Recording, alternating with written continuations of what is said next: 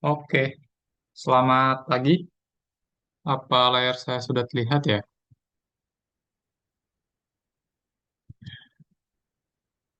Halo, gimana?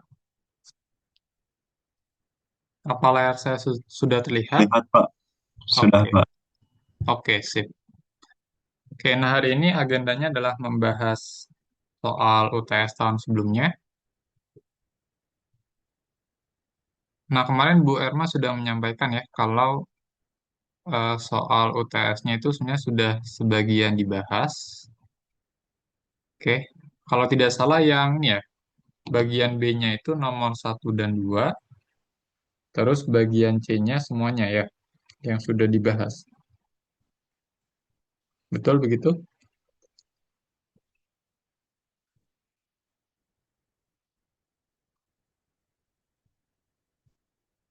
Bener, Kak.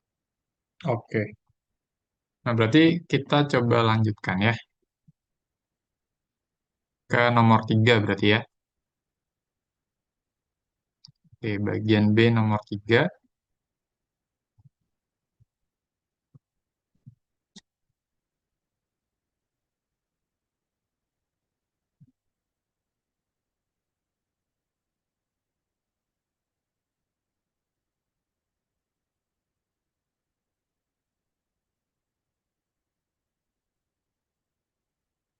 Oke, ini UTS MA1201.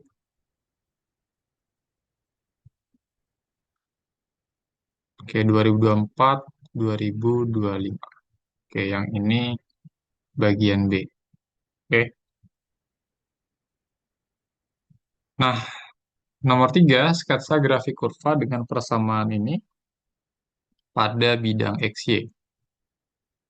Oke. Hmm, oke, mungkin persamaan ini bisa kita tuliskan ulang menjadi X kuadrat ditambah 4X gitu ya.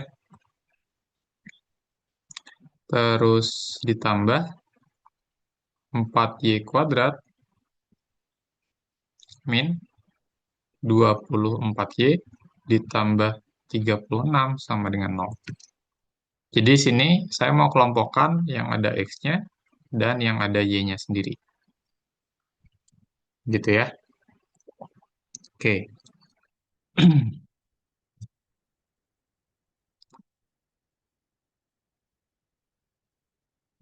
Nah, sekarang untuk menggambarkan grafik dari kurva ini, saya coba munculkan bentuk ini ya.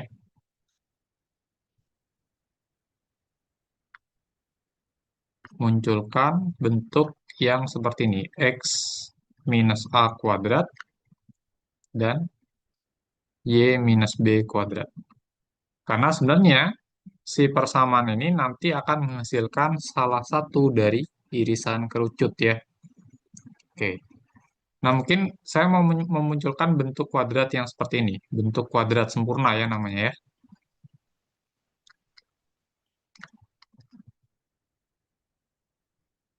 Oke. Caranya gimana? Di sini kan ada X kuadrat ditambah 4X. Nah, terus di sebelah kanannya di sini ada konstanta 36.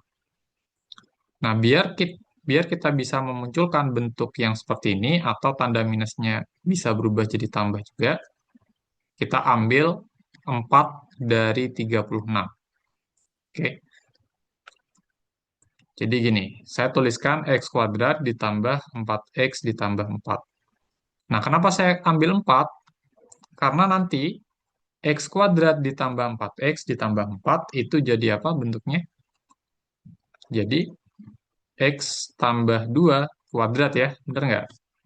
Kalau kalian coba, nanti bentuk ini akan berubah jadi X kuadrat, X tambah 2 kuadrat. Makanya di sini dari 36 saya ambil 4. Gitu ya. Oke. Lalu ditambah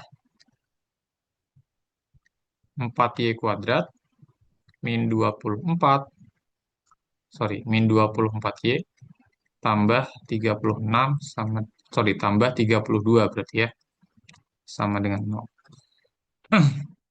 Kenapa 32? Karena tadi kita sudah ambil 4 ya di sini. Biar yang ini muncul X tambah 2 kuadrat. Jadinya X tambah 2 kuadrat ditambah 4Y kuadrat min 24Y ditambah 32 sama dengan nol. Gitu ya.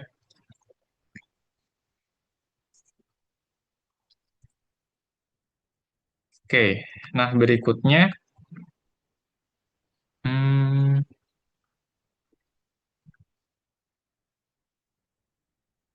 nah mungkin dari yang sini, saya coba munculkan bentuk yang Y min B.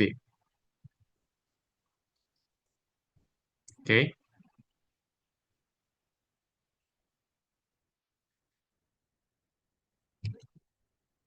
nah biar muncul bentuk Y min B, kira-kira gimana tuh caranya?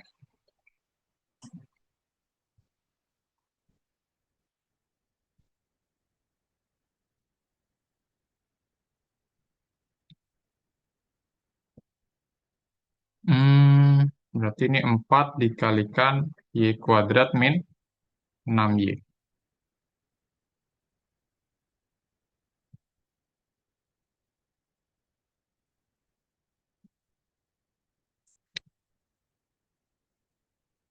Y kuadrat min 6Y, 32 dibagi 4 jadinya plus 8 ya. Sama dengan 0. Oke,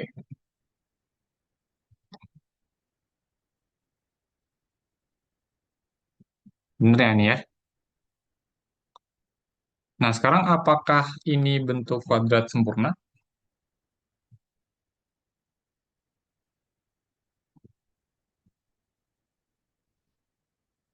Bentuk kuadrat sempurna bukan itu.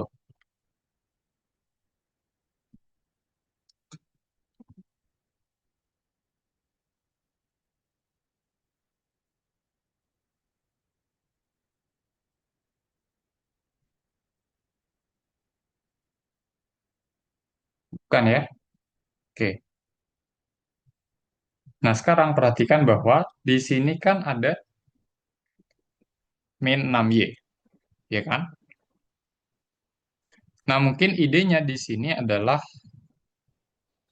kita coba ini ya, potret yang Y min B kuadrat. Ini kalau diuraikan dia jadi apa? Y kuadrat min 2BY ditambah B kuadrat. Oke ya. Nah, sekarang eh, kita ingin mencari B-nya itu berapa gitu ya sebenarnya ya. Oke, caranya gimana? Dengan melihat koefisien dari Y-nya gitu. Berarti di sini kalau kita ingin memunculkan bentuk Y min B kuadrat dan mencari B-nya itu berapa, ya kita selesaikan saja persamaan min 2B sama dengan min 6. Berarti B-nya harusnya berapa? B-nya harusnya 3 ya. Oke, berarti di sini kita harus memunculkan bentuk Y min 3 kuadrat, yang dia adalah Y kuadrat min 2 kali 3 itu 6Y ditambah 9.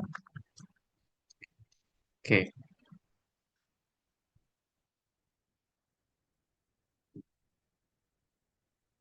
nah ternyata biar jadi kuadrat sempurna itu belakangnya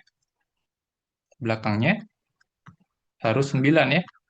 Oke, berarti di sini ya kita munculkan saja si 9-nya. Dengan cara apa? Memunculkan 9 dengan cara seperti ini ya, triknya ya. Oke, ini X tambah 2 kuadrat ditambah 4 dikalikan Y kuadrat min 6Y. Nah, 8-nya itu saya tuliskan dalam bentuk tambah 9 dikurang 1. Kenapa seperti ini? Biar yang ini Y kuadrat min 6Y ditambah 9 itu bisa berubah jadi Y min 3 dikurang kuadratkan. Oke, yang ini berubah jadi Y min 3 dikuadratkan. Sehingga saya peroleh apa di sini? X tambah 2 kuadrat ditambah 4 dikalikan Y min 3 kuadrat dikurang 1 sama dengan 0. Gitu ya. Oke. Nah, sekarang kita kalikan 4-nya ke dalam. Jadinya ditambah 4 Y min 3 kuadrat dikurang 4 sama dengan 0 ya. Oke. Min 4-nya bisa ke kanan ya. Atau kita tambahkan kedua ruas dengan 4. Kita peroleh apa? X tambah 2 kuadrat ditambah 4 kali Y min 3 kuadrat sama dengan 4. Oke. Nah, berikutnya ke bawahnya bagi semuanya dengan 4 ya.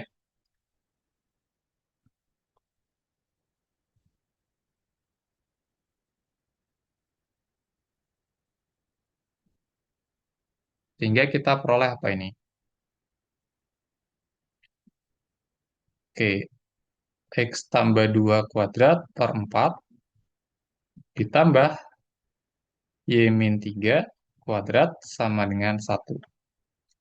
Nah, kira-kira ini bentuk apa ini? Ada yang tahu nggak? Mungkin kalau saya tuliskan seperti ini, X, oke, plus 2 saya tuliskan jadi min 2 kuadrat, Elips, Kak. elips, betul ya. Oke, nah sekarang elips yang bagaimana? Kalau saya tuliskan 4 jadi 2 kuadrat, terus ini Y min 3 kuadrat per, oke, Y min 3 kuadrat itu kan sama saja dengan Y min 3 kuadrat dibagi 1, atau dibagi 1 kuadrat. Nah, sama dengan 1. Oke, nah kalau seperti ini udah terlihat ya, dia elips yang bagaimana ini?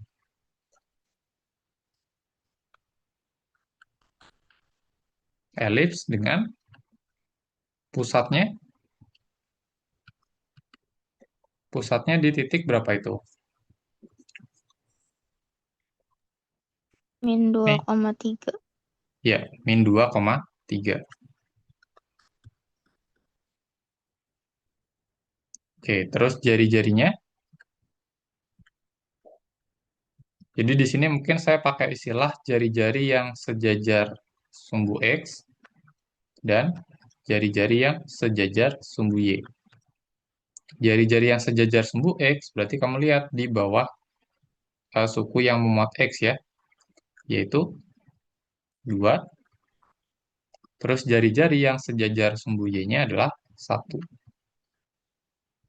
Gitu ya. Oke. Nah, terus kita tinggal menggambar ya.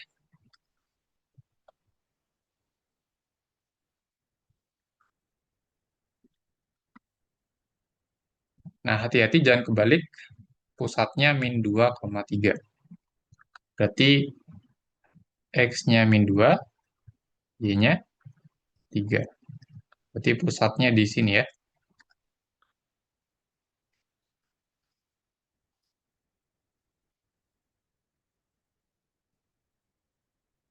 Nah, terus jari-jarinya gimana?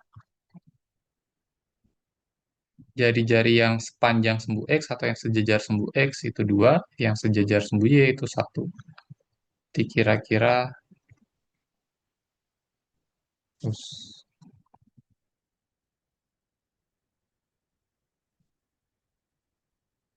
nah seperti ini saja ya. Oke, berarti ini 2, ini 1.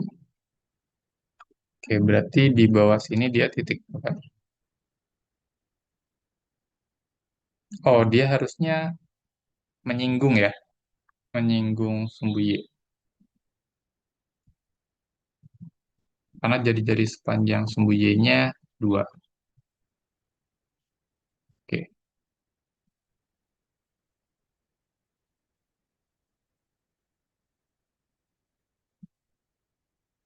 Nah, harusnya seperti ini ya. Oke, di sini berarti jari-jari Y-nya satu, berarti ini dua ya. Oke, di sini satu, ini dua. Oke, kira-kira seperti itu ya untuk elipsnya. Sampai sini, ada pertanyaan dulu?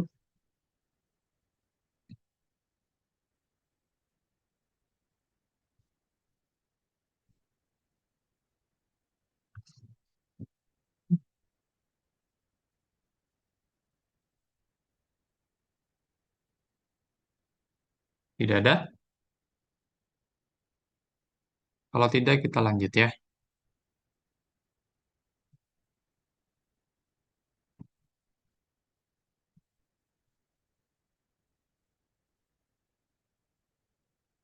Yang nomor 4 ya sekarang ya.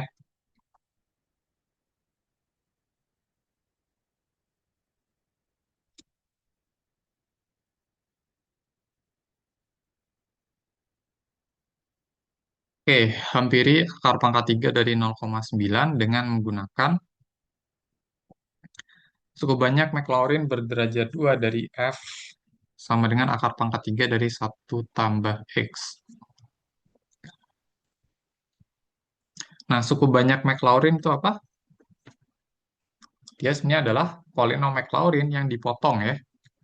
Nah, karena di sini dia mintanya berderajat 2, berarti dipotong sampai suku yang mengandung X kuadrat. Oke, mungkin saya tuliskan dulu polinom Maclaurin berderajat 2 itu saya notasikan pakai P2 ya. P2X sama dengan apa? Mulai dari F0 ditambah F aksen 0 dikali X ditambah F double aksen 0 per 2 faktorial dikali X kuadrat.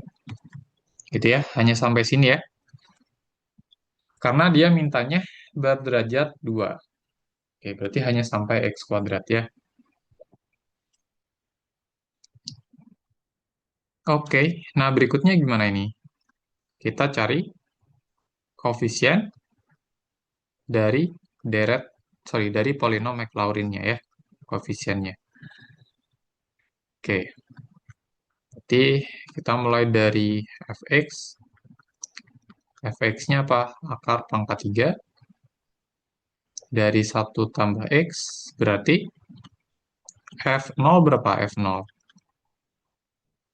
Akar pangkat 3 dari satu tambah 0 ya.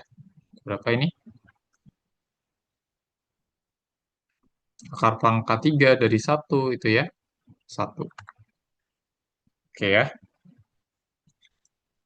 Oke, nah berikutnya kalau mau menentukan turunan pertama, mungkin saya tuliskan akar pangkat 3 dari satu tambah X itu sama saja dengan apa? Satu tambah X pangkat, akar pangkat 3 berarti pangkat berapa ini?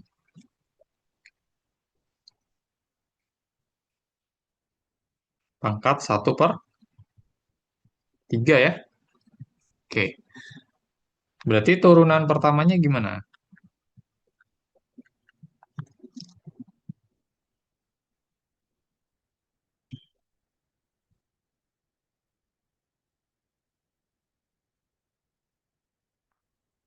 Satu per 3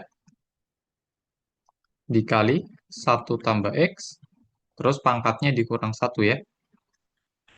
Oke, terus belakangnya dikalikan turunan dari satu tambah X, yaitu satu. Oke, berarti kita peroleh apa? Turunan pertamanya, satu per 3 dikali satu tambah X, pangkat berapa? Sepertiga dikurang satu, yaitu min 2 per 3. Gitu ya. Sehingga nanti kalau kita hitung turunan kedua, turunan pertama, di 0, itu adalah satu per 3 dikalikan satu tambah 0 pangkat min 2 per 3. Hasilnya berapa ini? Yang di dalam kurung itu satu ya. Satu dipangkatkan apapun ya satu. Berarti satu dikali sepertiga jadinya sepertiga. Oke ya. Oke. Nah, berikutnya turunan kedua gimana? Turunan kedua.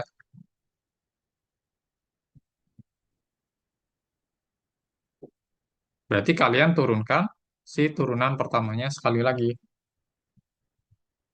Oke, di depan ada sepertiga, konstanta, tuliskan dulu. Sepertiga dikalikan. Nah, terus pangkatnya diturunkan ya. Dikalikan min 2 per 3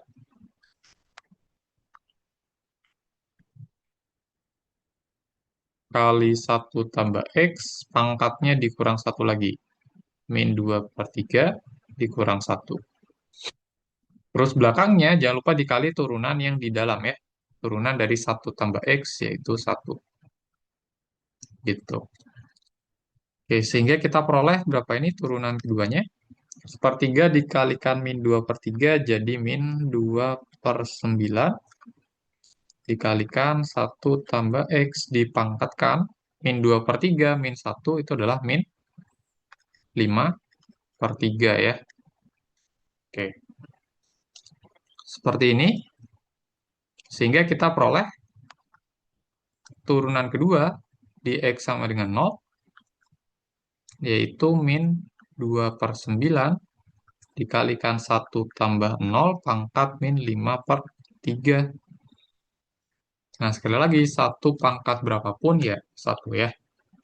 Jadi ini jadi min 2 per 9. Gitu. Oke ya. Sehingga kita peroleh P2X-nya gimana? Oke, mulainya dari F0 ya. F0-nya tadi,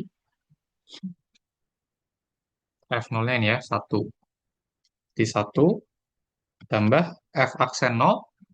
F aksen 0 yaitu sepertiga ya. Sepertiga, terus dikali X, ditambah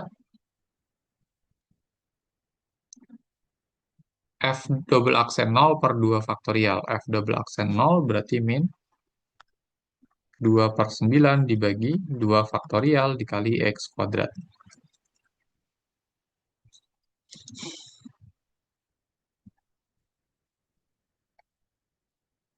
Oke, atau ini sama saja dengan 1 ditambah sepertiga X. Nah, min 2 per 9 dibagi 2 faktorial. Ingat 2 faktorial itu 2 ya. Berarti min 2 per 9 dibagi 2 jadinya min 1 per 9 X kuadrat. Gitu ya. Oke.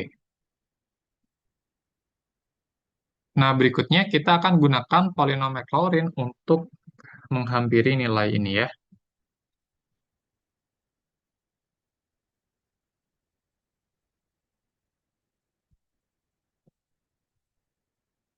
Oke, akar pangkat 3 dari 0,9 dengan menggunakan P2X. Nah, tadi perhatikan bahwa fungsi f itu didefinisikannya apa? Akar pangkat 3 dari 1 tambah X ya. Nih, akar pangkat 3 dari 1 tambah X. Berarti kalau kita mau menghitung akar pangkat 3 dari 0,9, ini kan sama saja dengan apa? Sama saja dengan akar pangkat 3 dari 1 ditambah atau 1 dikurangi 0,1. Benar nggak? Benar ya? Oke, berarti ini sama saja dengan akar pangkat 3 dari 1 ditambah min 0,1. Nah, berarti ini sama saja dengan menghitung nilai fungsi f saat x sama dengan berapa?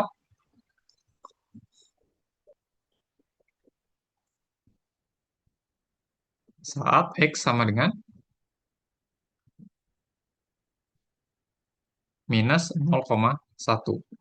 Oke, yang ini ya, yang jadi x-nya ya. Gitu. Si minus 0,1 gitu.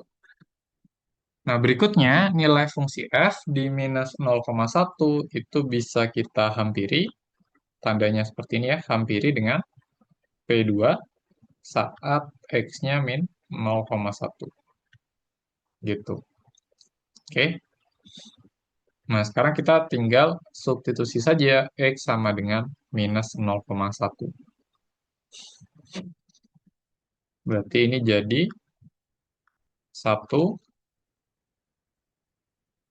ditambah sepertiga dikali minus 0,1, terus dikurang sepersembilan dikalikan minus 0,1 kuadrat ya. Gitu. Oke, ini nanti kalian bisa hitung, coba hitung sendiri ya. Oke, bisa disederhanakan pakai menggunakan bentuk pecahan boleh, tapi harusnya ya menjawab seperti ini harusnya sudah benar ya. Gitu. Oke, sampai sini ada pertanyaan menghampiri dengan polinom Maclaurin.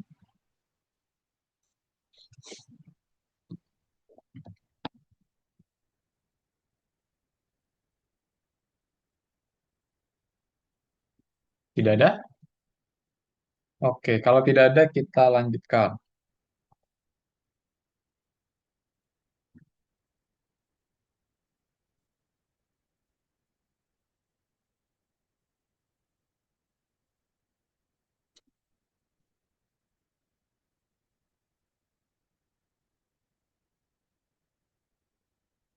Yang nomor 5, periksa kekonvergenan deret ini.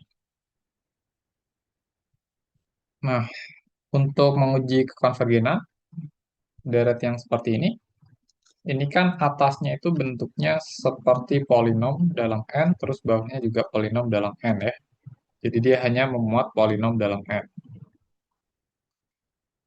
Nah, kalau deretnya seperti ini, kalian opsinya bisa dua ya. Bisa menggunakan uji banding biasa atau uji banding limit. Tapi sepertinya yang lebih mudah adalah yang uji banding limit saja ya.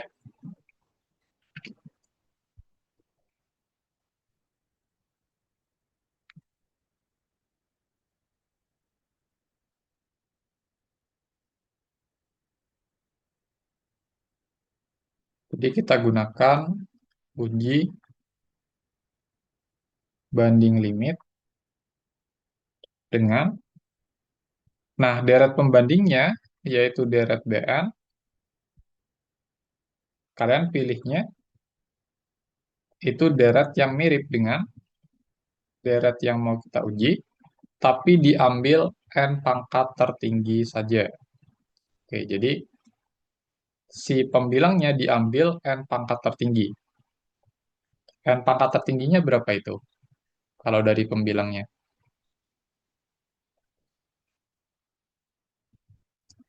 N pangkat satu ini ya. Oke, N pangkat satu, kalian ambil N-nya saja. Oke, terus yang bawahnya, N pangkat tertingginya berapa itu? N kuadrat ya. Oke, atau kalau disederhanakan, ini jadi super N ya. Oke, N kuadrat, sorry, N dibagi N kuadrat itu super N ya. Nah, kalau saya punya deret seperti ini, dia konvergen atau divergen?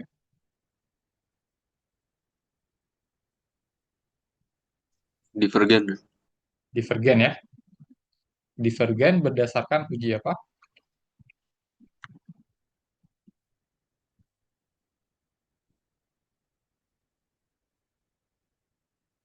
Berdasarkan uji deret P namanya ya, P series.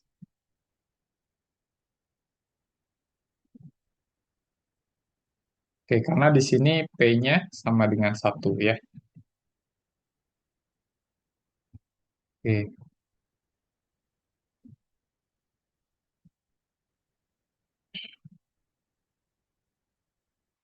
nah sekarang eh,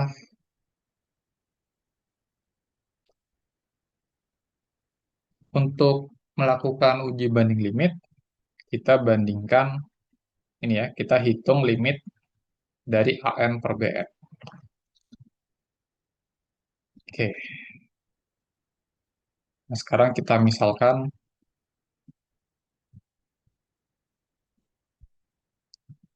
deret yang mau kita uji, yaitu deret 2n-1 per n kuadrat ditambah 2n ditambah 3 itu adalah deret yang A. Oke, berarti AN-nya sama dengan ini ya. Oke, terus kita lakukan uji banding limit dengan cara menghitung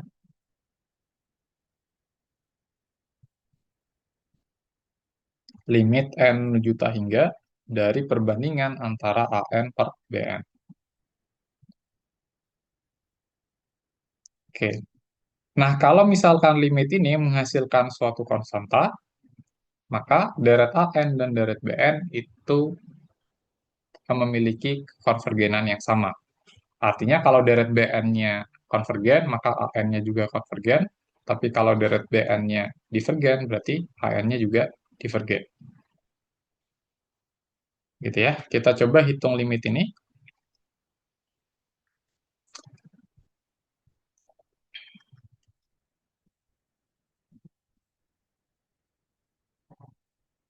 Berarti ini limit N menuju tak hingga dari AN dikalikan 1 per BN ya.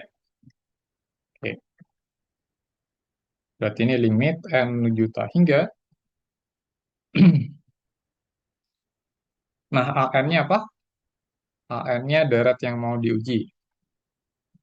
2N min 1 per N kuadrat ditambah 2N ditambah 3. Dikalikan 1 per BN. Tadi BN-nya kan adalah 1 per N di sini ya. Berarti 1 per BN gimana?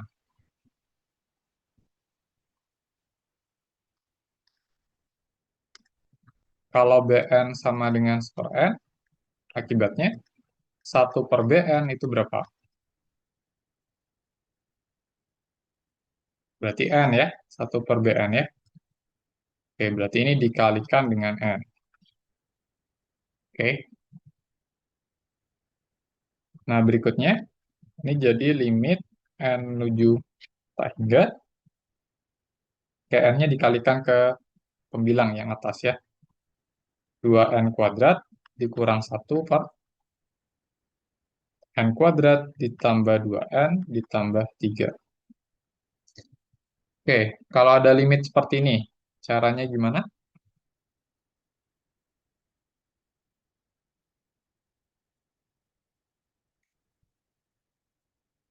L'Hopital. Nah, karena ini bukan fungsi fungsi real ya, kita nggak bisa pakai L'Hopital. Yang bisa kita pakai itu adalah membagi seluruh sukunya dengan N pangkat tertinggi. Berarti N pangkat tertingginya berapa itu?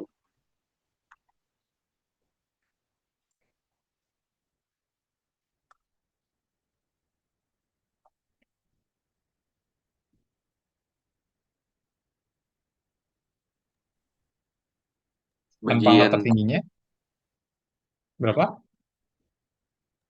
N pangkat 2. N pangkat 2. Berarti dibagi dengan N pangkat 2 sama saja dengan dikalikan 1 per N pangkat 2.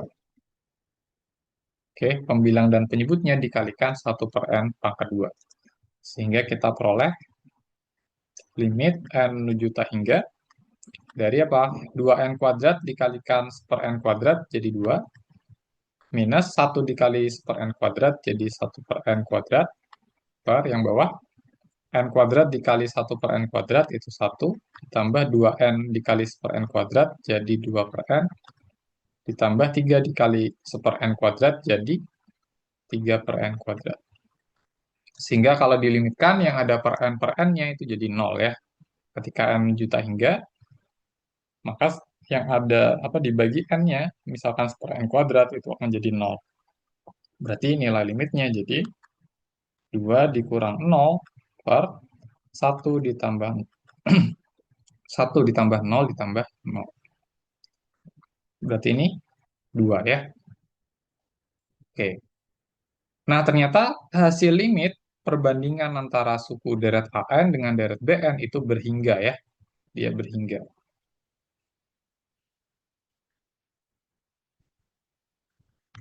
Oke.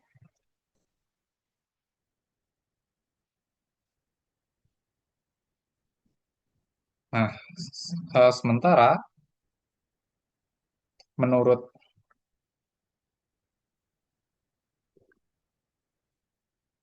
uji banding limit,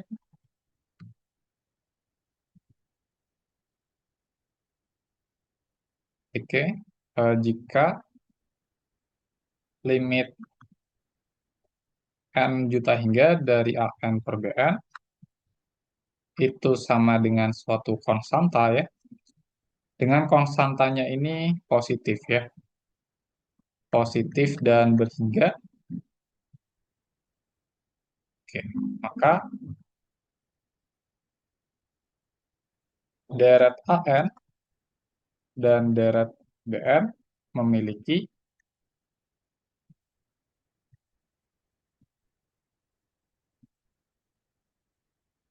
kekonvergenan yang sama. Nah, artinya apa? Artinya apa? Artinya kalau misalkan BN-nya konvergen, berarti AN-nya konvergen. Tapi sebaliknya, kalau misalkan BN-nya divergen, berarti AN-nya divergen juga. Gitu. Nah, sementara tadi kita tahu deret BN-nya konvergen atau divergen. Divergen ya. Oke. Nah, dari situ kita bisa simpulkan.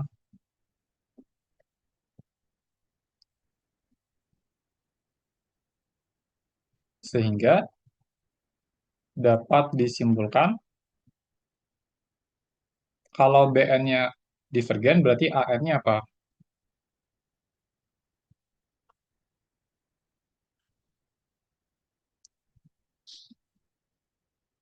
AN-nya gimana? Berarti kalau BN-nya divergen, AN-nya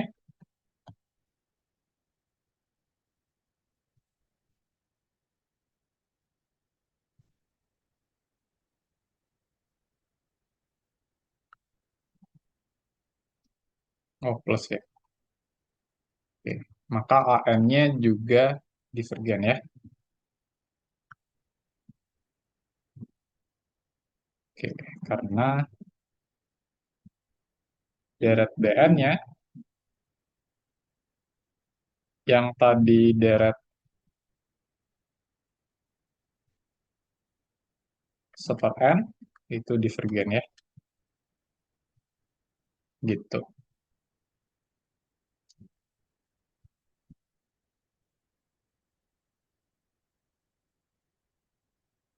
Oke. Sampai sini. Ada pertanyaan nggak?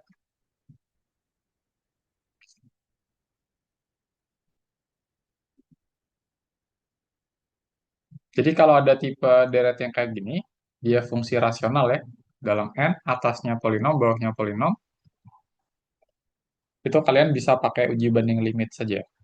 Dengan memilih deret pembandingnya itu ambil N pangkat tertinggi dari pembilang dibagi dengan N pangkat tertinggi dari penyebut. Seperti ini ya. Oke, nanti kalian akan dapat deret P sebenarnya ketika kalian ambil seperti itu. Nah, deret P itu kan mudah ya ditentukan kekonvergenannya. Dia akan konvergen kalau P-nya lebih besar dari satu.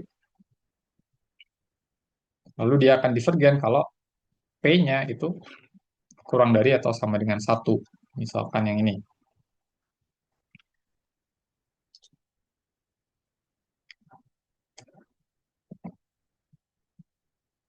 Oke, aman? Oke, kalau belum ada pertanyaan, mungkin kita lanjutkan ke nomor 6 ya.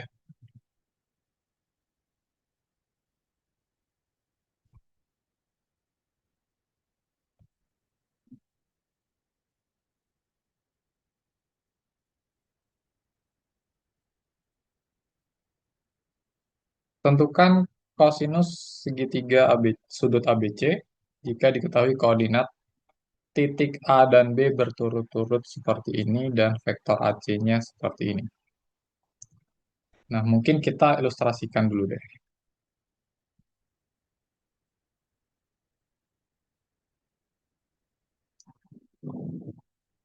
Ini misalkan A ya, di sini B, di sini C.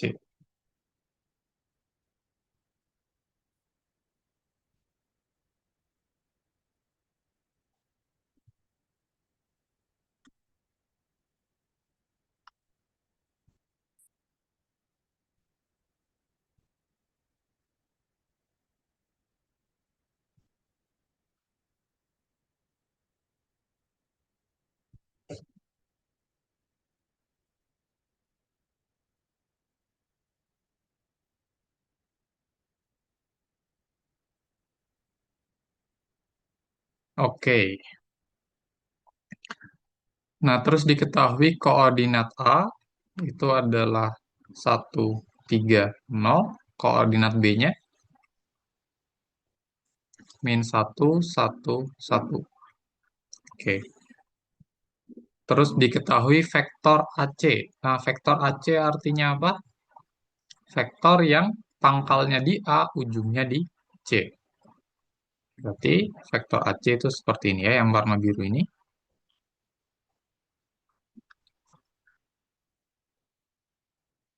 Itu adalah 3, 0, 4. Oke.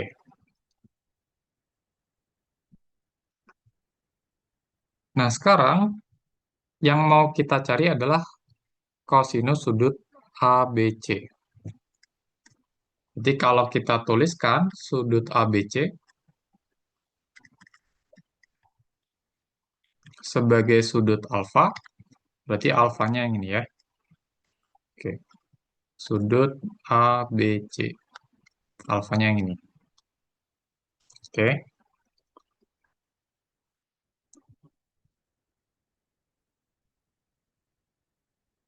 Nah, sekarang gimana cara mencari sudut alfa? Caranya,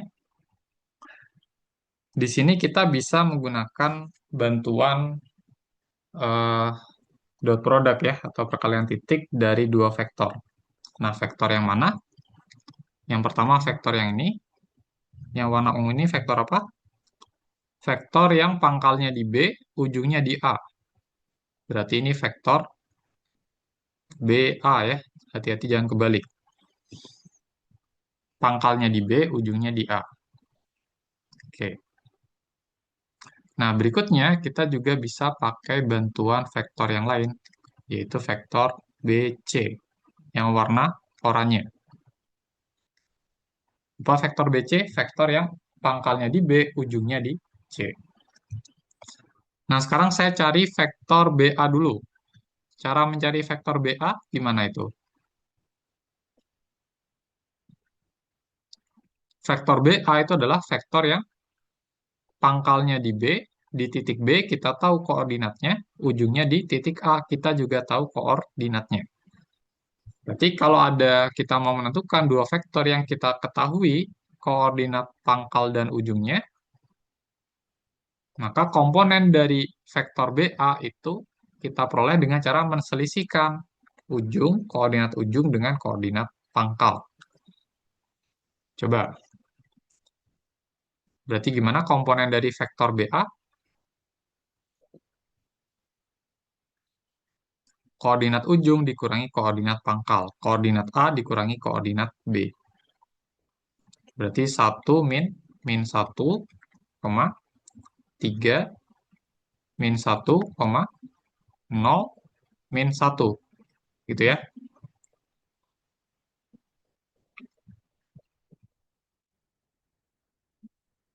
Oke. Berarti ini berapa ini? 1 min 1 jadi 2. 3 min 1 jadi 2. 0 min 1 jadi min 1. Oke ya. Itu vektor BA.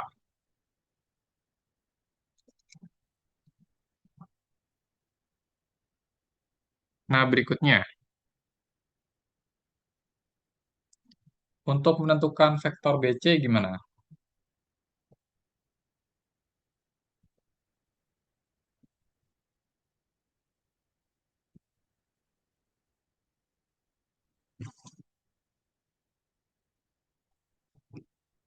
Nah, perhatikan di sini kalau vektor BA-nya seperti ini, maka vektor AB gimana?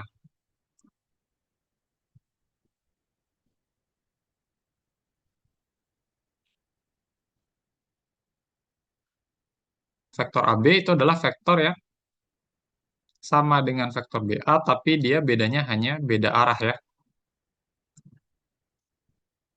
Vektor AB kan vektor yang pangkalnya di A, ujungnya di B. Berarti ini dia. Oke. Berarti kalau dia hanya beda arah dengan vektor BA, tinggal diminuskan saja. Oke, minus dari vektor BA ya. Berarti dia sama dengan min 2, min 2, 1.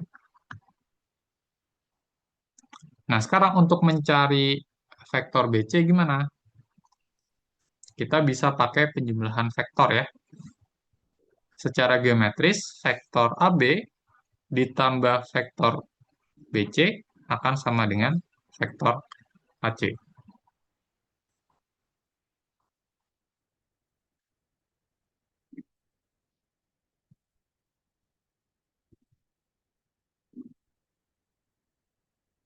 Oke, vektor AB yang ini ditambah vektor BC itu sama dengan vektor C. Itu ya, vektor AB ditambah vektor BC sama dengan vektor AC.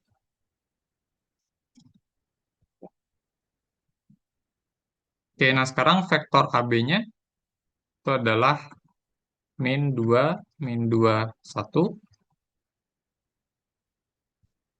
Atau mungkin gini deh. Yang mau kita carikan sebenarnya yang BC ya, vektor BC. Berarti yang ini, berarti vektor BC itu kan sama saja dengan vektor AC dikurangi vektor AB. Gitu kan ya? Oke.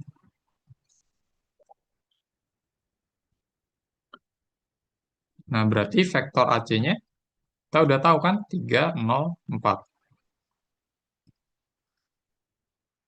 Dikurangi vektor AB-nya min 2, min 2, 1. Gitu ya. Oke, berarti vektor BC-nya berapa ini? Oke, kurangin saja sih masing-masing komponen. 3 min min 2. Berarti 5 ya. Oke, terus 0 min min 2. Berarti 2. Terus 4 min 1. 4 min 1, 3 ya.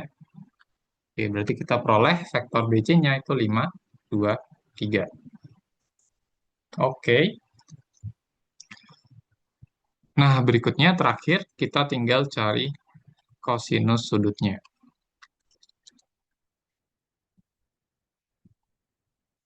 Oke, yang mau kita carikan kosinus alfa ya. Kosinus sudut ABC itu berarti sama dengan kosinus alfa. Nah, kosinus alfa gimana mencarinya? Pakai dot product ya. Berarti dia sama dengan, karena sudut alfa itu adalah sudut yang diapit oleh vektor BA dan vektor BC. Berarti kita manfaatkan kedua vektor ini ya. Jadi vektor BA dot product dengan vektor BC. Oke, dibagi dengan panjang ya.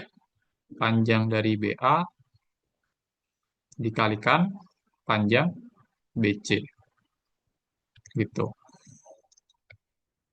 Jadi sudut di antara dua vektor bisa dihitung dengan cara seperti ini. Oke. Berarti sama dengan vektor BA-nya. Vektor BA-nya berapa tadi? Nih, 2, 2 min 1.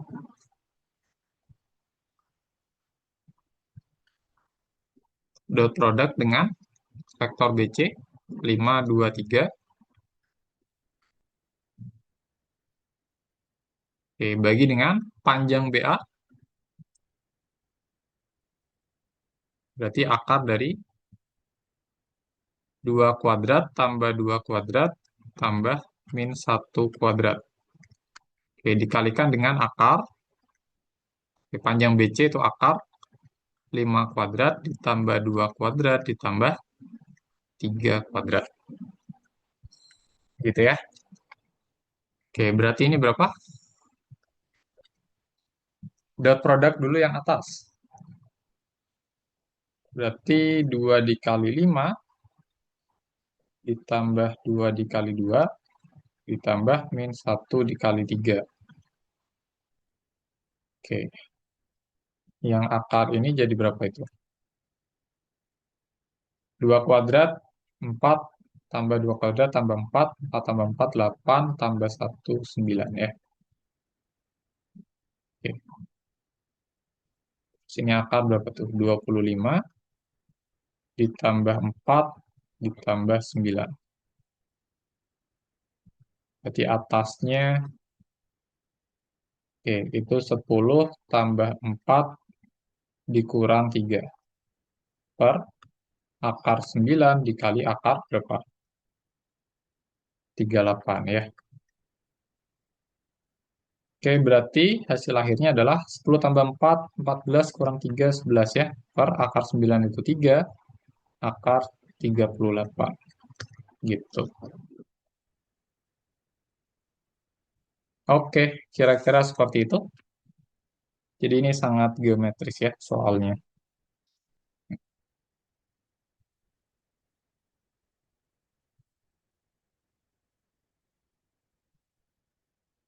Oke, sampai sini gimana? Ada pertanyaan?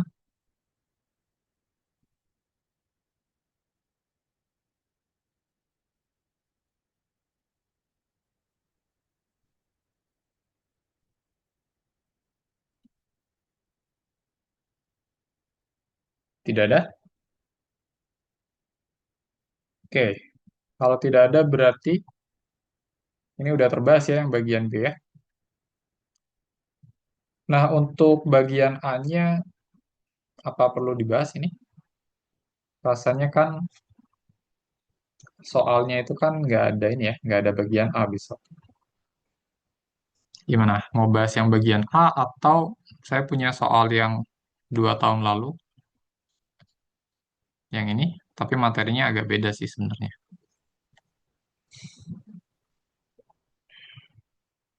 Dua Gimana? tahun lalu aja, Kak. 2 tahun lalu aja.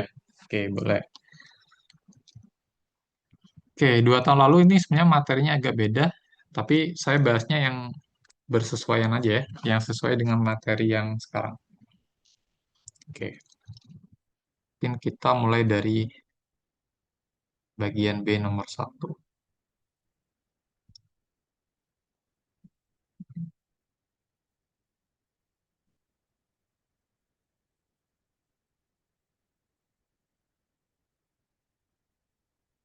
Nah, ini UTS MA 1201, berarti ini 2023 ya, 2024, bagian B.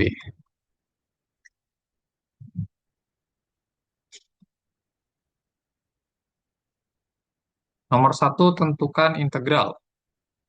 Coba ide kalian gimana nih menentukan integral ini?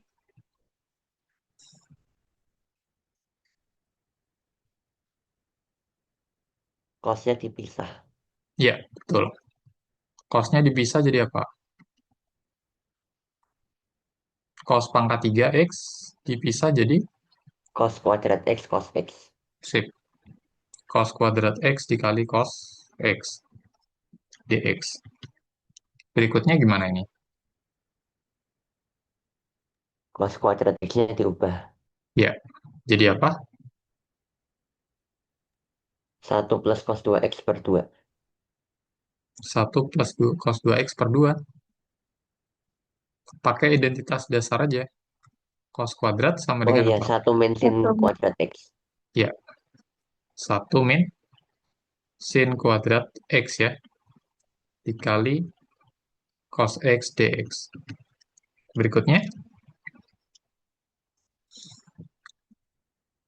kita substitusi Substitusi. ya, atau kita misalkan U-nya apa di sini?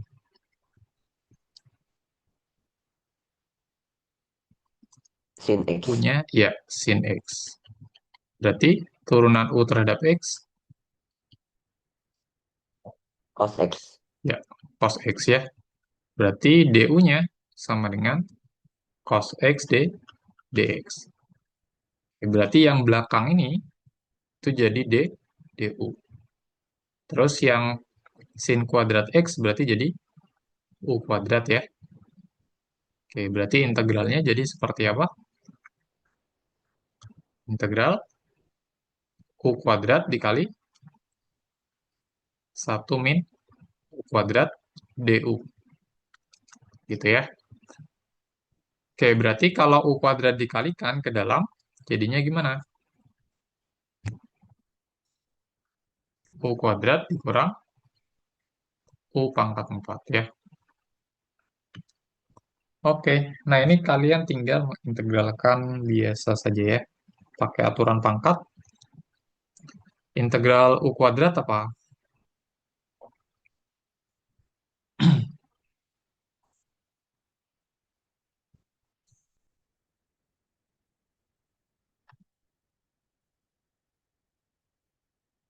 U pangkat 3 per 3. Dikurang integral U pangkat 4, Per U 5 U pangkat pangkat 5. 5. Ya, jangan lupa tambah C. Oke. Nah, berikutnya jangan lupa dikembalikan ya U-nya ya. U-nya dikembalikan jadi sin X ya. Oke. Sehingga kita peroleh sin X pangkat 3 per 3 dikurang sin X pangkat 5 per 5 tambah C. Atau kalian boleh juga menuliskan seperti ini. Sepertiga sin pangkat 3X dikurang 1/5 sin pangkat 5X ditambah C. Dah, gitu ya. Oke, sampai sini. Integral trigonometri. Ada pertanyaan?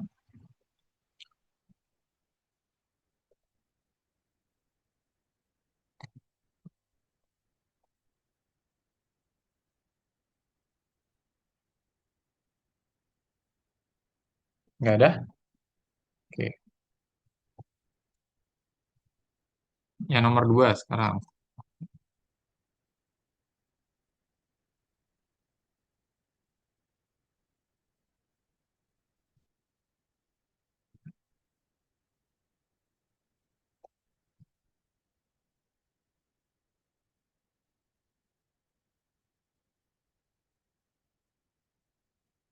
Oke, yang nomor 2 ini pakai cara apa ini?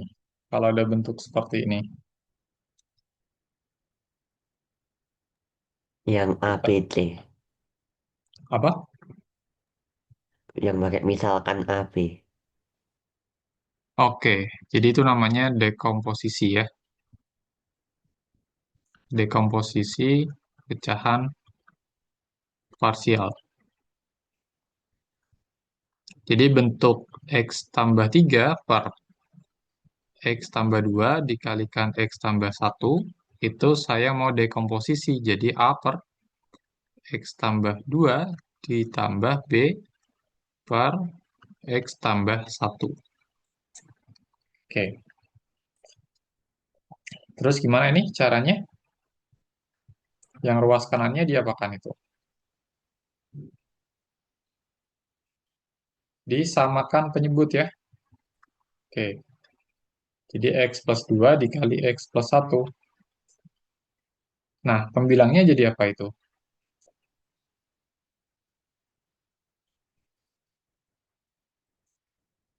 Oke, dikali silang ya. Jadi pembilangnya jadi, AX plus A oke, plus BX plus 2B. sip. Oke, yang ruas kiri sama saja sebenarnya. Oke, terus gimana?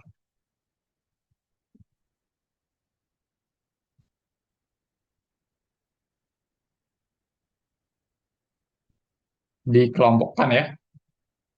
Dikelompokkan yang AX ditambah BX bisa saya tulis jadi apa?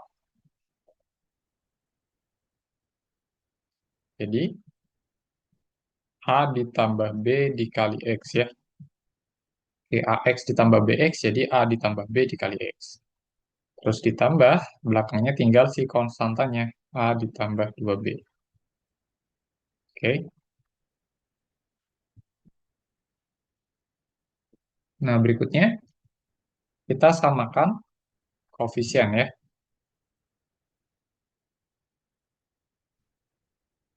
Koefisien siapa? Koefisien pembilang. Oke, koefisien X di ruas kanan itu berapa? Koefisien X di ruas kanan itu adalah A tambah B. Berarti kita tulis A tambah B sama dengan koefisien X di ruas kiri. Di ruas kiri kan ada X saja, berarti dia koefisiennya itu adalah 1. Oke. Nah, berikutnya konstantanya sekarang. Di ruas kanan itu ada A ditambah 2B, A ditambah 2B. Di ruas kiri ada berapa konstantanya? Ada 3. Berarti tulis 3. Gitu ya. Terus kalian tinggal mengeliminasi si A-nya saja yang mudah ya. Dengan cara mengurangi persamaan pertama dengan persamaan kedua. Berarti kita peroleh di sini B dikurang 2B itu adalah minus B. Sama dengan 1 dikurang 3 itu adalah minus 2. Jadi B-nya sama dengan 2. Gitu ya. Kalau B-nya 2 berarti A-nya gimana itu?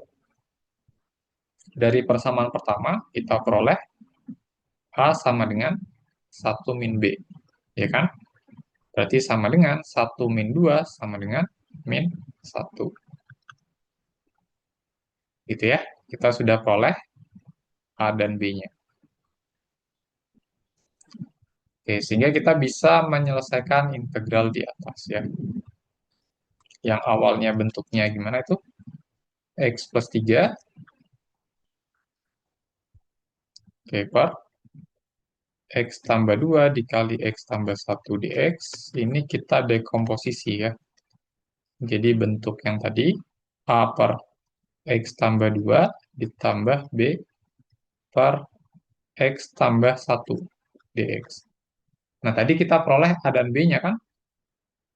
Kita sudah peroleh A-nya itu adalah min 1, B-nya 2. Jadi kita tinggal mengintegralkan nih. Oke, coba nih. Integral yang seperti ini gimana? Ln. Ln ya. Jadi apa? Minus apa? Kalau yang ini, integral min 1 per X tambah 2. Minus ln X plus 2 plus 2 ln X plus 1 plus C. Oke. Jangan lupa mutlak ya. Minus ln mutlak X tambah 2 tambah 2 kali ln mutlak X tambah 1. Jangan lupa ditambah C. Gitu. Oke. Sampai sini. Yang ini ada pertanyaan nggak?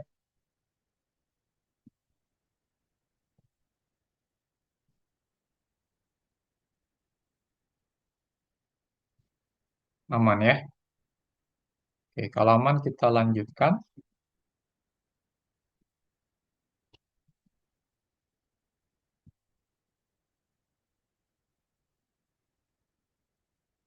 Yang nomor 3.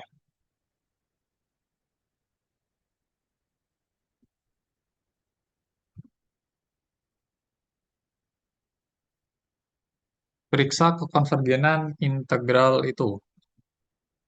Oke. Nah, sekarang apakah ada suatu bilangan yang membuat si fungsi yang diintegralkan itu menjadi tak hingga atau minus tak hingga? Ada nggak?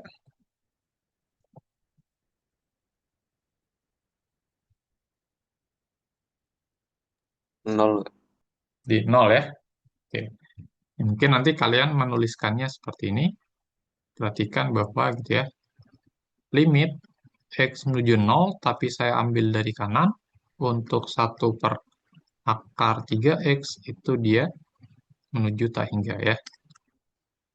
Oke, kenapa saya ambil limit kanannya? Karena kan pada dasarnya apa? Integral tentu itu kan kita semacam menjumlahkan nilai fungsi di suatu interval tertutup ya, dari 0 sampai 3. Oke. Nah, sedangkan di sini titik-titik atau bilangan-bilangan yang kita jumlahkan nilai fungsinya itu kan ya bilangan di antara 0 dan 3. Dan tentu yang masuk itu adalah bilangan yang di sebelah kanan 0. Nah, di sini ya yang masuk ya. Yang di sebelah kanan saja, yang sebelah kiri gimana? Sebelah kiri nggak masuk. Gitu, karena integralnya hanya menjumlahkan dari 0 sampai 3. Makanya di sini kita melihatnya itu hanya limit searahnya saja, 0 dari kanan. Gitu. Nah, begitu juga dengan perhitungan si integralnya. Nanti kita pakai limit searah ya.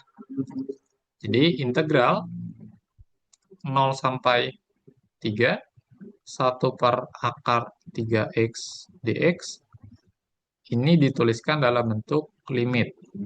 Misalkan S ya, menuju 0 tapi dari kanan. Oke, karena yang titik-titik yang dijumlahkan nilai fungsinya adalah titik-titik atau bilangan di sebelah kanan 0.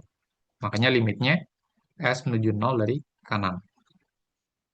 Oke, integral batas bawahnya berubah jadi S, atasnya tetap 3. 1 per akar 3x dx. Nah, kalau menghitung integral tak wajar yang seperti ini, yang harus kalian kerjakan pertama adalah menghitung integral tentunya dulu.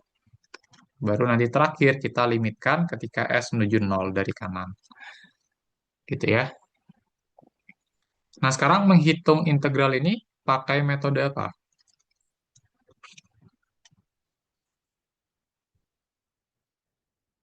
Kita bisa memisalkan ya, atau mensubstitusi. Substitusi apa? U sama dengan yang di dalam akar, yaitu 3x.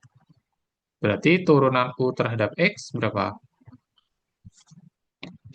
3. 3. Berarti DU sama dengan 3dx, gitu ya.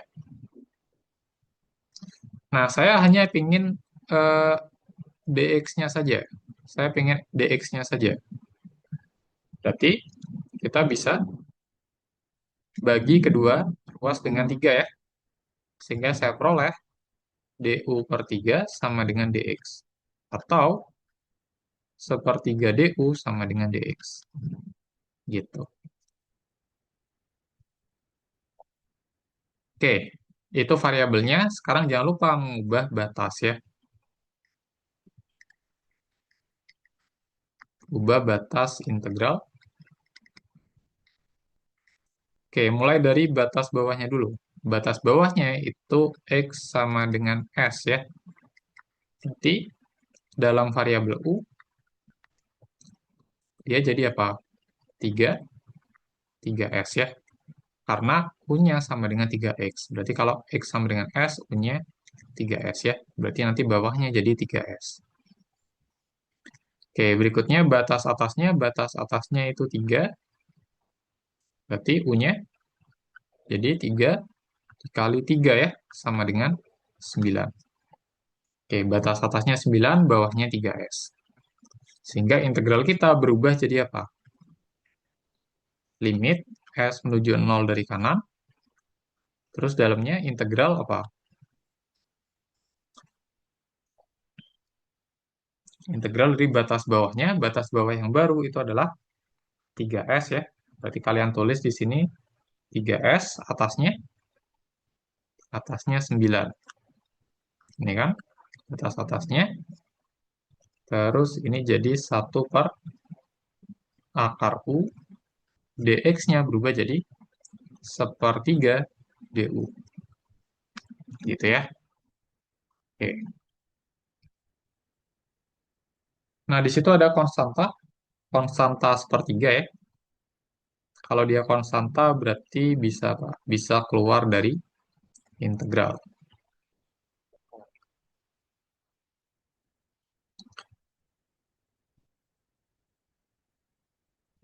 Oke. Nah, sekarang untuk menghitung integral itu, kita tuliskan 1/akar U menjadi U pangkat sesuatu. Nah, kira-kira U pangkat berapa?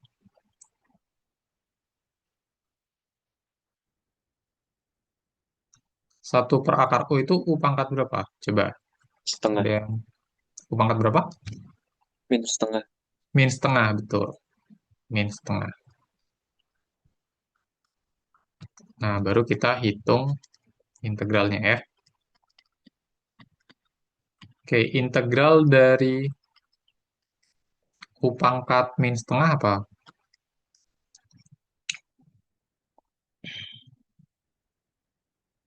Ada yang tahu integral U pangkat min setengah?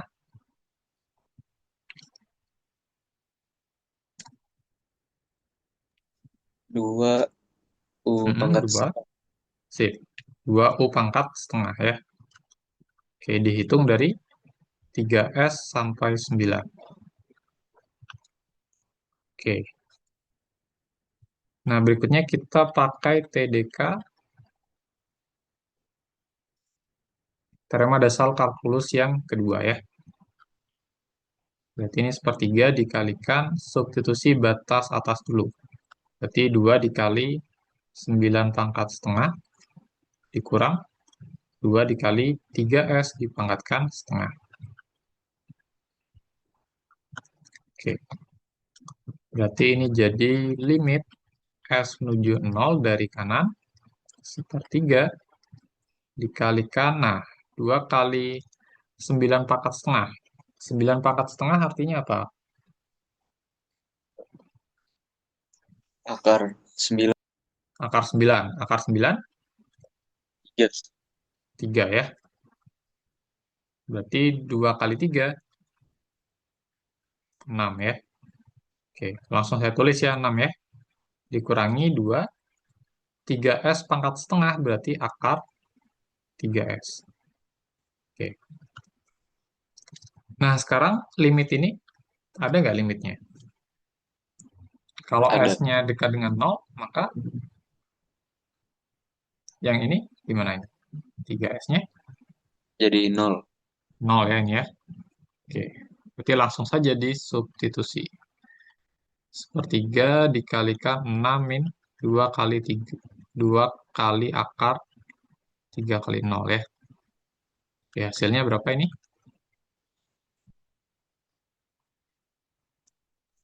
2. 2. Oke, berarti kesimpulannya apa? Integralnya konvergen. Khususnya konvergen ke 2. Gitu ya. Oke, ini nomor 3. Ada pertanyaan dulu sampai sini.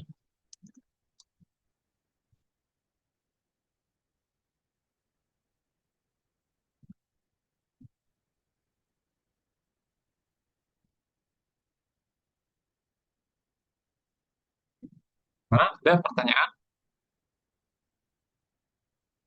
Kalau belum, kita lanjut lagi.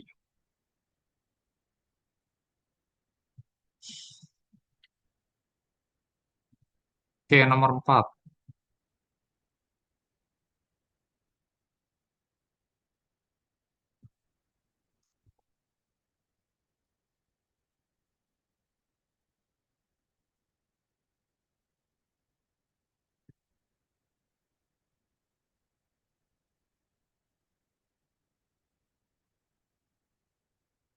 Oke, nomor 4 itu kita disuruh menentukan vektor normal terhadap bidang yang memuat titik A, B, dan C.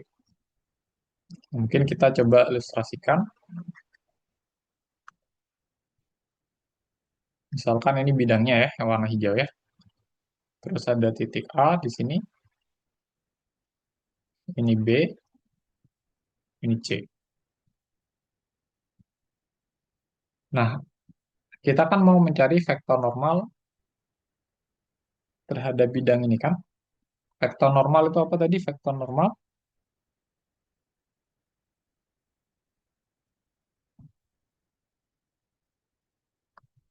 Yang tegak Vektor yang lurus. tegak lurus. Oke, betul. Vektor yang tegak lurus terhadap bidang ya. Oke. Nah, sekarang idenya adalah kita akan mencoba mendefinisikan vektor yang ada pada bidang. Yang pertama ada vektor AB. Oke, ingat vektor AB apa? Vektor yang pangkalnya di A, ujungnya di B. Terus ada juga vektor AC. Berarti vektor yang pangkalnya di A, ujungnya di C.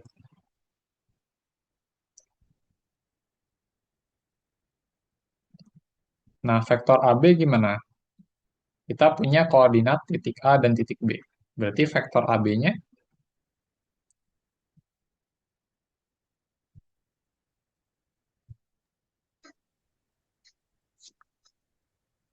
201.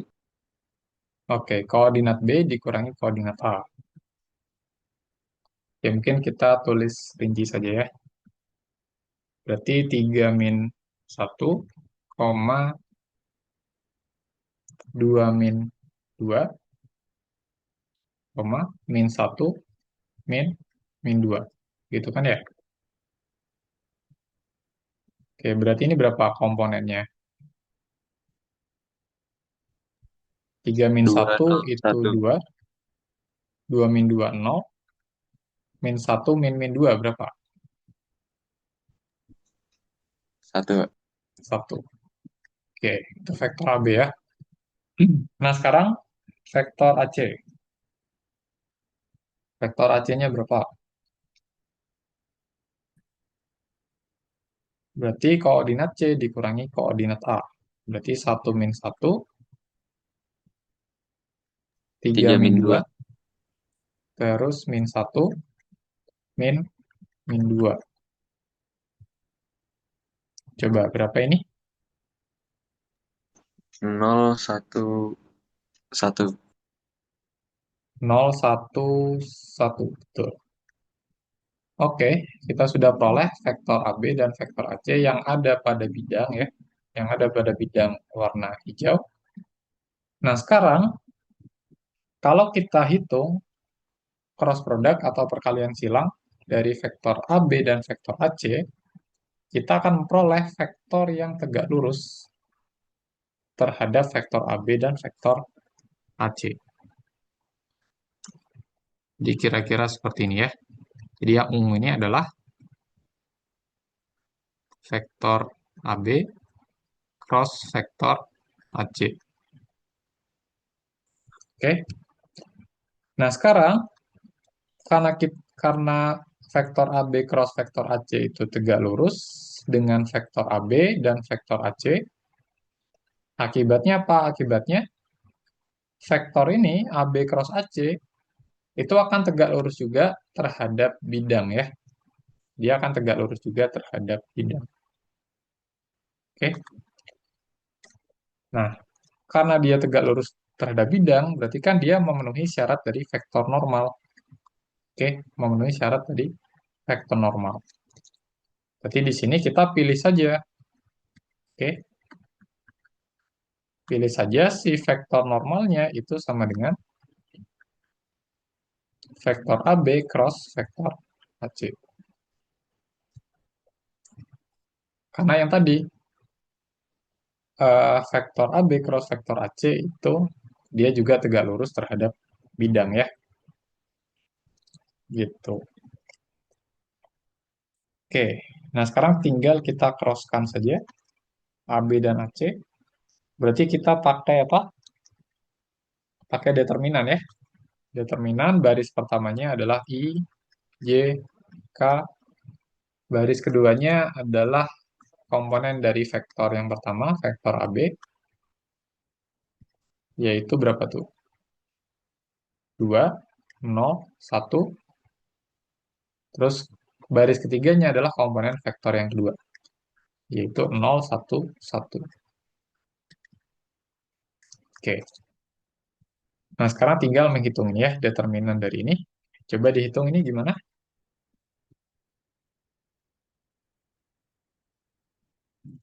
Berarti I dikalikan apa? Determinan yang diperoleh dengan menghapus kolom pertama dan baris pertama. Berarti determinan yang ini ya. Berarti 0, 1, 1, 1. Oke. Terus kita kurangi dengan J, dikalikan determinan yang diperoleh dengan apa? Dengan menghapus kolom kedua dan baris pertama. Berarti 2, 1, 0, 1. 2, 1, 0, 1. Oke, terus ditambah K, dikalikan determinan yang diperoleh dengan menghapus kolom ketiga, baris pertama. Berarti 2, 0, 0, 1. Oke. Nah, sekarang ingat formula untuk determinan. Determinan A, B, C, D itu bisa dihitung dengan cara AD min BC. Oke. Nah, berarti determinan 0111 itu berapa?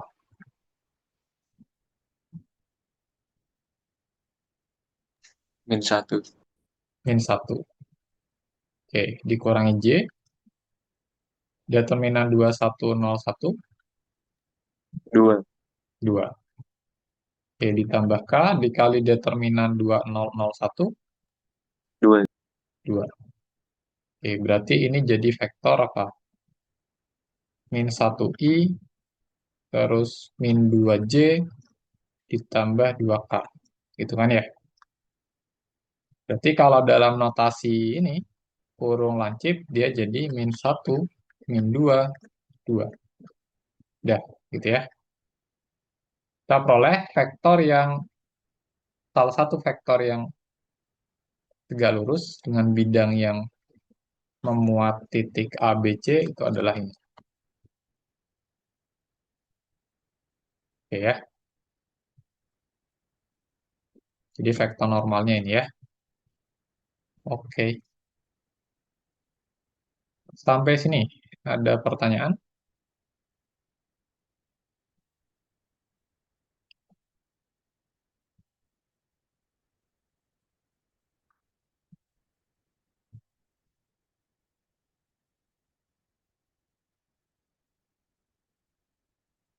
Kalau tidak ada, kita lanjutkan. Nah, nomor 5 ini persamaan diferensial order 2 ini nggak masuk ya ke materi ujian kalian. Ini masuknya nanti di UAS. Yang masuk itu adalah yang nomor 6, kurva parameter ya. Coba.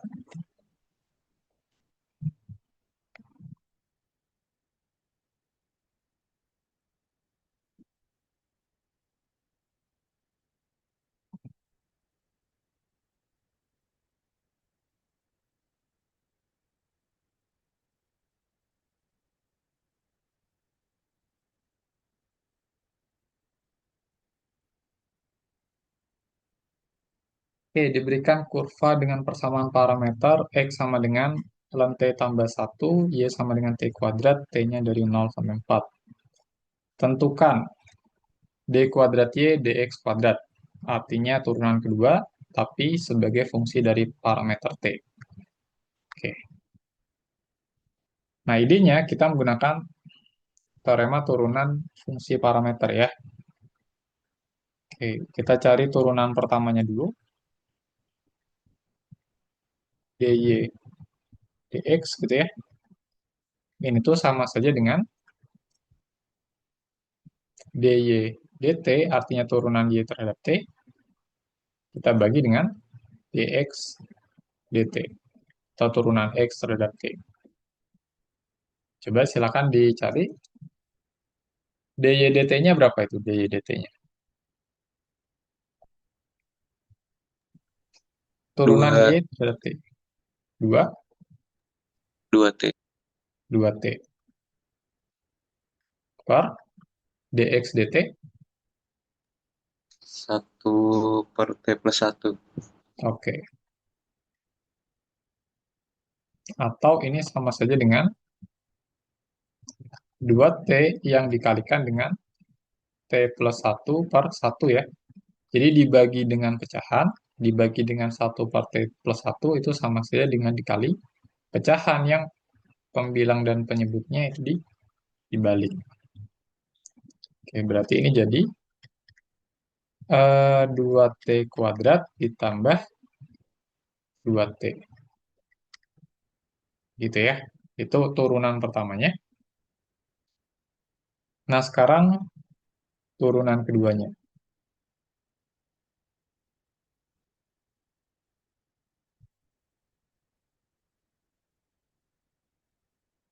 Nah, turunan kedua ini pada dasarnya apa sih? Dia adalah turunan terhadap X dari turunan pertama kan? Gitu.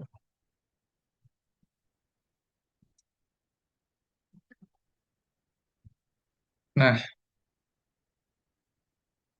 dengan menggunakan ini aturan turunan fungsi parameter, ini tuh sama saja dengan d dt dari dy dx gitu ya, yang dibagi dengan dx dt ya, d dt dari x ya, gitu. Atau langsung aja dx dt.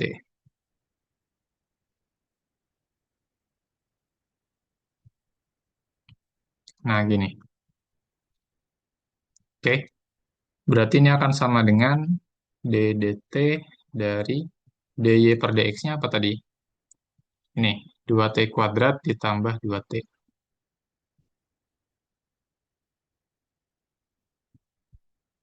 Oke, dibagi dengan dx dt. Dx dt-nya ini ya, turunan x terhadap t, 1 per t tambah 1.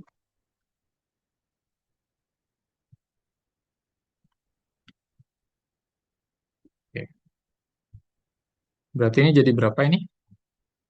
Yang atas kan kita harus menurunkan ini terhadap t. Berarti berapa tuh? 4T plus 2. Oke, 4t plus 2 per 1 per t tambah 1. Berarti dibagi pecahan, ini sama saja dengan dikalikan dengan t plus 1 per 1. Berarti ini jadi 4t tambah 1 dikalikan t tambah 1. Berapa ini? 4t kuadrat ditambah 5t ditambah 1. Gitu ya. Oke. Oke. Ini hanya, dia mintanya hanya dalam parameter t ya, fungsi dari t. Oke. Sampai sini gimana? Ada pertanyaan?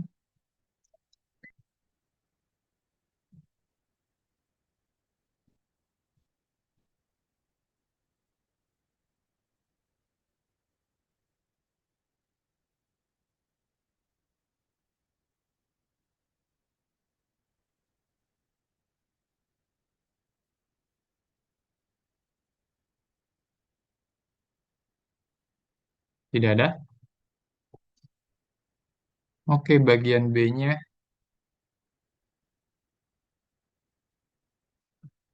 sepertinya sudah ya.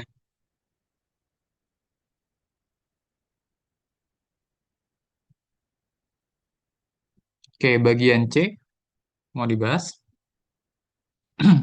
Tapi kayaknya yang nomor 1 ya.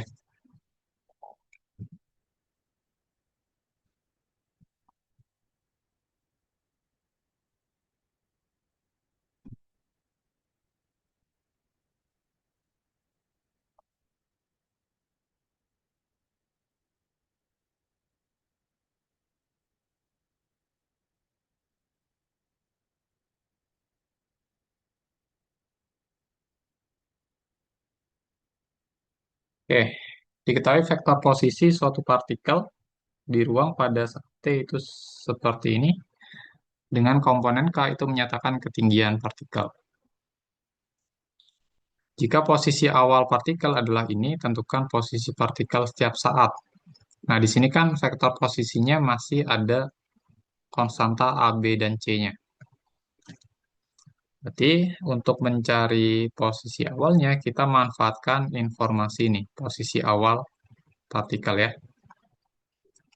untuk mencari posisi partikel setiap saat. Oke, berarti di sini kan diketahui apa? Vektor posisi saat T sama dengan 0 sama dengan berapa? 3, 2, 3. Oke, berarti R saat 0 itu adalah, oke, komponen pertamanya berarti A ditambah 0, komponen keduanya B B dikurang min 4. 4 per 0 tambah 1, komponen ketiganya C ditambah cos pi dikali 0 ya. Oke, ini harus sama dengan 3, 2, 3. Oke,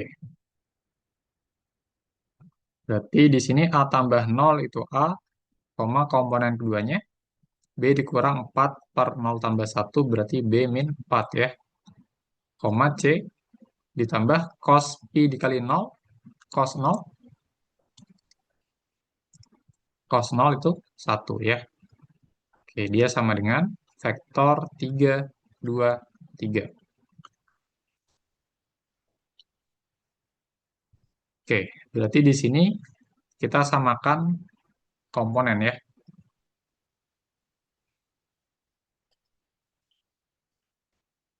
Berarti kita peroleh apa di sini? A-nya sama dengan 3. Ya kan, dari komponen pertama. Dari komponen kedua, kita peroleh B min 4 sama dengan 2.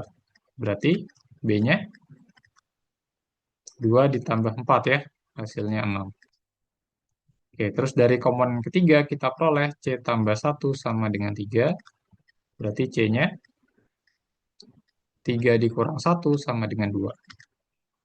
Gitu ya. Oke.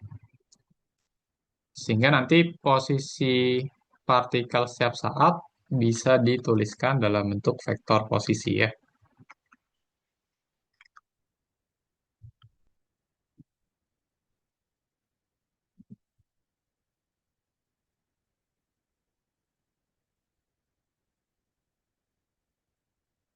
Oke, vektor posisinya berarti A ditambah T, A-nya tadi 3, tambah T, koma. Oke, komponen keduanya B minus, oke, berarti B-nya berapa tadi? 6 minus 4 T tambah 1, gini ya. Terus komponen ketiganya C ditambah cos pi T.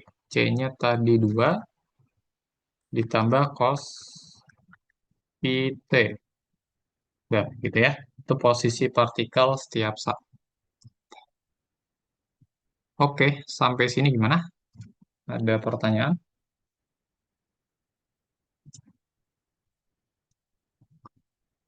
Aman ya? Oke, yang B. Tentukan laju partikel saat T sama dengan 0. Oke, hati-hati ya. Laju itu bukan kecepatan ya. Tapi dia sebenarnya adalah panjang dari vektor kecepatannya. Sehingga kita harus cari dulu si vektor kecepatan saat T sama dengan 0 ya. Oke, vektor kecepatannya itu adalah turunan pertama dari vektor posisi. Coba diturunkan. Turunan dari 3 tambah T, 1. 1. Oke. Koma, turunan dari ini. Turunan dari 6, 0 ya. Tapi turunan dari minus 4 per T tambah 1 gimana?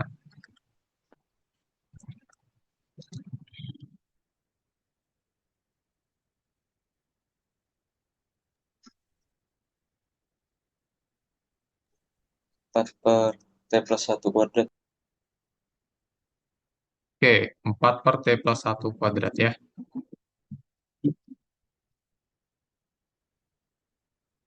Oke, koma. Turunan dari 2 plus cos pi T Pi sin pi T.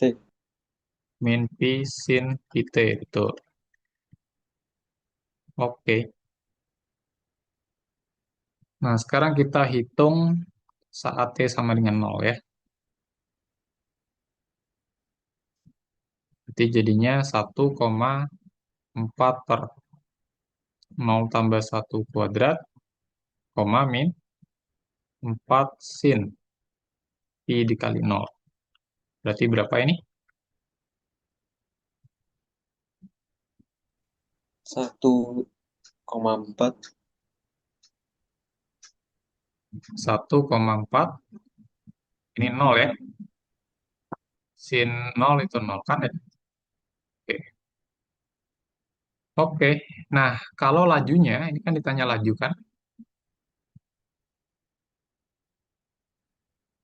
Laju partikel saat T sama dengan 0, berarti kita hitung panjang dari V0. Gitu. Berarti ini sama dengan akar berapa? 1 kuadrat ditambah 4 kuadrat ditambah 0 kuadrat. Berarti berapa ini? Akar 1 ditambah 16 ditambah 0. Berarti jadinya akar 17 ya. Tuh.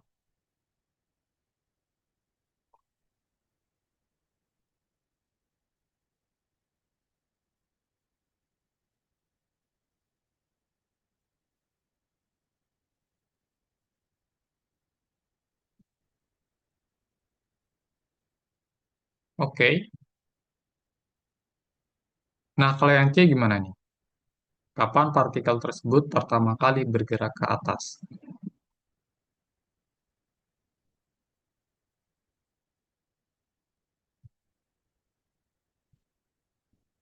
Secara fisis, dia bergerak ke atas ketika apa? Kecepatan Z-nya lebih dari 0. Oke. Kenapa seperti itu? Secara fisis kan partikel bergerak ke atas itu ketika apanya? Ketinggian ya. Ketinggiannya bertambah. Oke. Kalau ketinggiannya bertambah, berarti apa? Perubahan dari ketinggiannya itu positif ya.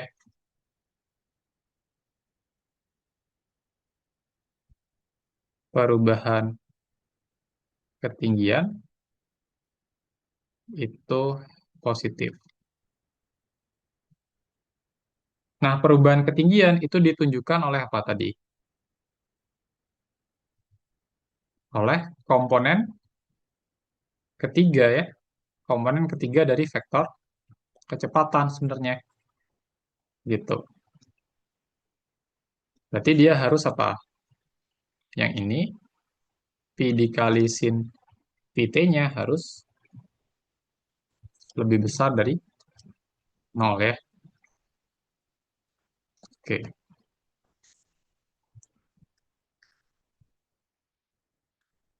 Oke, minus ya. Minus pi sin pt itu harus lebih besar dari 0.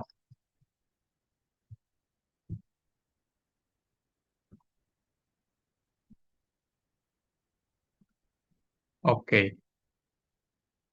Atau di sini kita bisa bagi kedua ruas dengan minus pi ya. Sehingga kita peroleh pertidaksamaannya. Jadi sin pt kalau kita bagi dengan minus pi,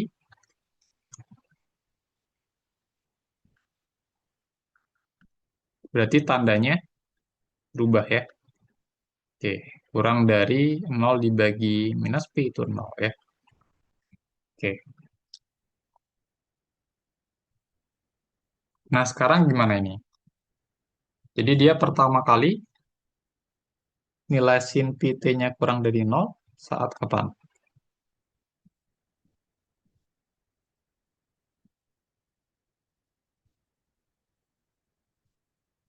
Ini t-nya dibatasi nggak dia? Kalau t-nya lebih besar sama dengan 0 ya.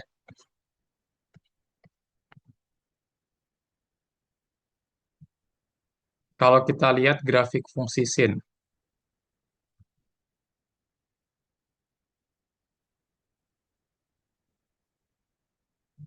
itu kan dia bentuknya gelombang ya.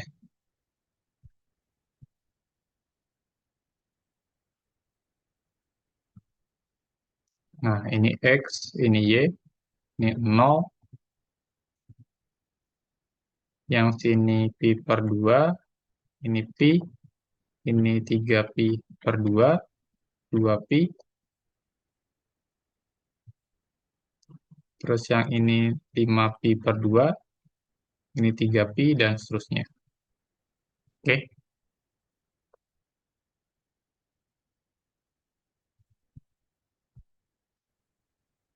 nah kira-kira kalau misalkan X-nya itu sama dengan pi dikali T, kira-kira di T sama dengan berapa? Dia pertama kali negatif nilai sin-nya.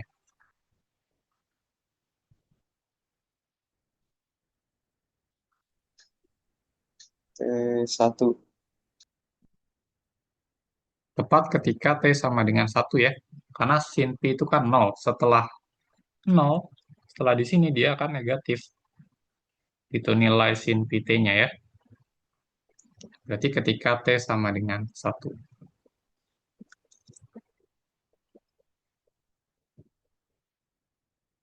Mungkin menjawabnya gini. Jadi partikel akan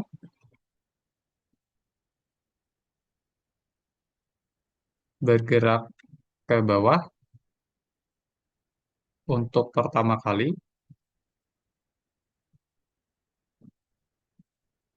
setelah tepat setelah T sama dengan 1.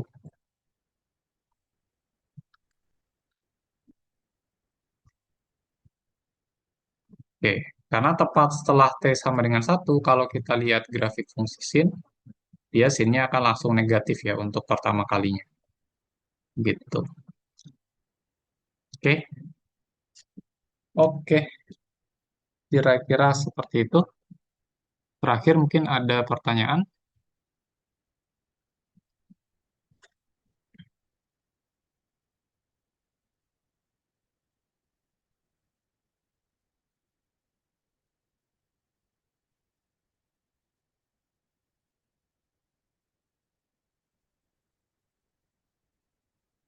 Oke, kalau tidak ada, mungkin sesi tutorial hari ini kita akhiri dulu ya.